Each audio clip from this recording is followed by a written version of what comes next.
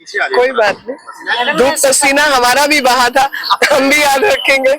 सेंगोल को आपका छिपा के क्यों रखा गया और सेंगोल की मान्यता क्या है? देखिए, सेंगोल की मान्यता जो है वो बाकी जब देश आजाद हुआ तो सी राजगोपालाचारी जी उस समय के गवर्नर जनरल थे, और क्योंकि वो दक्षिण भारतीय परंपराओं से परिचित थे तो उन्होंने नेहरू जी को उसके बारे में बताया, अवगत कराया, और सेंगोल जो है उस समय जो मठ है दक्षिण भारत में, खासतौर पे तमिलनाडु में, उन्होंने परंपरागत तरीके से मंत्रोच्चारण करके उसको स्थापित किया और उसको नेहरू जी को दिया।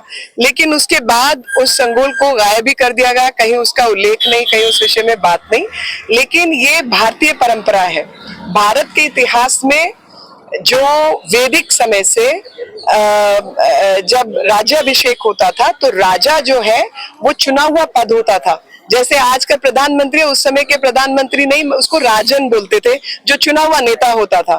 तो और उसके बाद वो परंपराएं बदली और राजा जो है वो परिवार के रूप में बनाए गए या नॉमिनेशन के बेसिस पे बनाए गए। लेकिन जो राज्याभिषेक के समय होता था वो यही होता था कि राजा खड़े होकर कहते थे कि अहम दंडस्मि, यानी मैं ही नियम कानून और सबका सबसे सुपीरियर मैं हूँ, मैं सबसे बड़ा हूँ।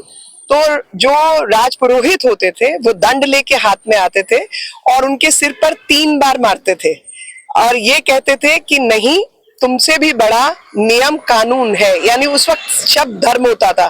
तो धर्म को आज जैसे संकीर्ण परिभाषा मिली है, क्योंकि ये उस समय की परंपराएं हैं जब ईसा पूर्व की, तो ईसाई धर्म नहीं था, ईसा मसीह पैदा नहीं हुए थे, और 7वीं शताब्दी नहीं आई थी जिसमें इस्लाम बना हो, वो भी नहीं था। तो धर्म का अर्थ राज्य की कानून और नियम व्यवस्था और सही आचरण जो है वही होता था।